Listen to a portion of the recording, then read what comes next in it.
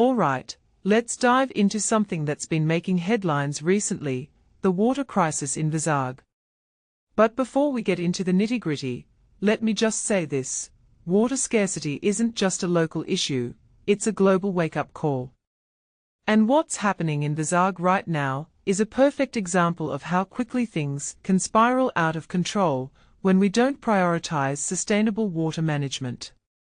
So, here's the deal: Vizag, a city that's usually buzzing with life, is suddenly grappling with a severe water shortage.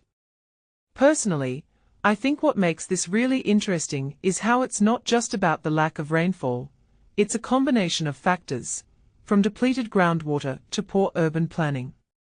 It's like the city hit a wall it didn't see coming. Now, let's talk about the areas that are bearing the brunt of this crisis, places like Arilova, Yendada, Mudasarlova, and Bheemunipatnam.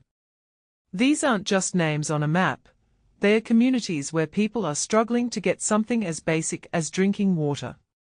What many people don't realize is that when water becomes scarce, it's not just about inconvenience, it's about health, hygiene, and even social stability.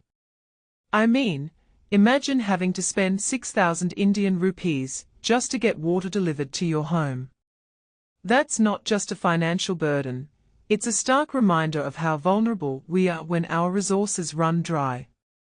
The GVMC, to their credit, has swung into action. They've ramped up tanker supplies and even launched a dial-a-tanker service, which, honestly, sounds like something out of a dystopian novel. But here's the thing: while these are necessary stopgap measures, they are not long-term solutions. If you take a step back and think about it, this crisis is a symptom of a much bigger problem: our failure to invest in sustainable water management systems. Rainwater harvesting, groundwater recharge. These aren't just buzzwords, they are lifelines that we've been neglecting for years. What this really suggests is that we've been treating water like an infinite resource, and now we are paying the price. The GVMC Commissioner, Garg, mentioned that they are making 400 trips a day with 102 tankers.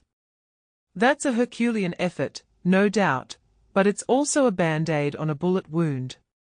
The real question is, why did it take a crisis for us to start talking about this?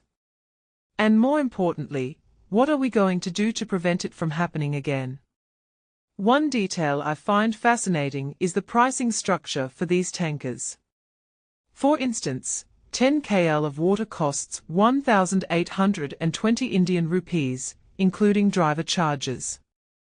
That's not just a number, it's a reflection of how desperation drives up costs.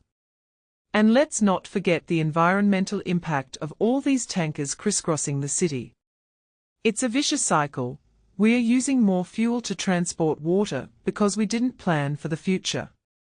If you ask me, this is a classic case of reactive rather than proactive governance. But here's where it gets even more interesting: the protests by left party leaders in Arilova.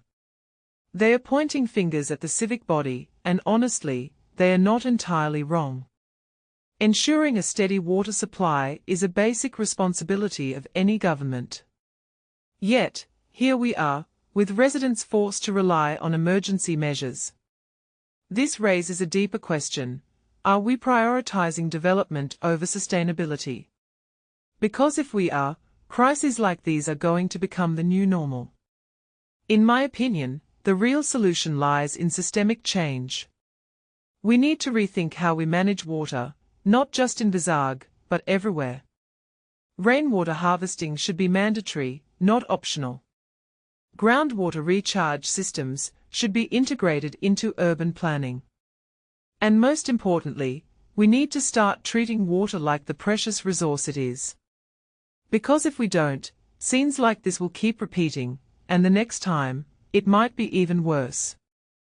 So, as we wrap up, here's my closing thought: water scarcity isn't just a problem for Vizag, it's a mirror reflecting our collective failure to plan for the future.